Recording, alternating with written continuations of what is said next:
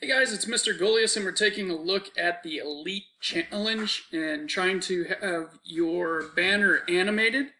This is mine. Now, I was just playing around with this. If I was doing this differently, I would move the action to the middle more of the screen, because on a smaller screen, I'm going to lose some of my animation.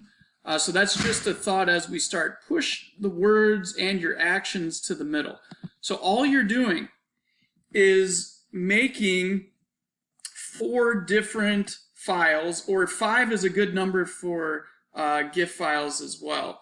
And remember, if you forgot, one of the shortcuts is the 3 dots. Anytime, like if I would go to my very first artifact, which is up here, and this is what I did do, is I click the 3 dots and then I hit duplicate, and the new one will show up down here.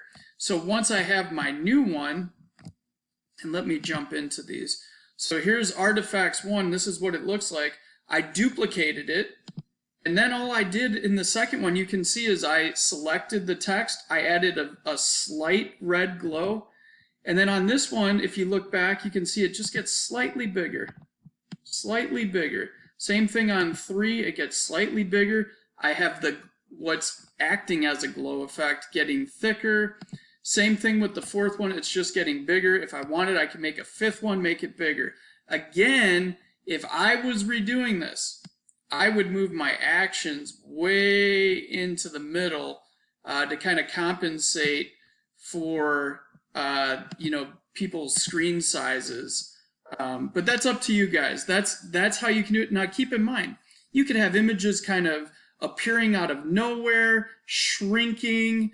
You could have all kinds of text effects. You can almost make your own animation in this. So it's really fun. It's really cool. So there's my 4. The next step, I need to download all 4. So I'm doing the file and save, right? And once I save these, I'm bumping up the resolution. Make sure you name them. I did them in number order. And then I click download. Okay? Once I have all 4, and for me, I put them all on my desktop, so it was 1, 2, 3, 4. The easiest way is to use this website, easygif.com, where you're just uploading all 4. So that would look like here, choose files, and on my computer, it's on the desktop. So I'm holding down the control button, and I'm going to click 1, 2, 3, 4, and I click them in order, so I can click open, and now I'm just going to click the upload and make a GIF, and it takes just a little bit of time.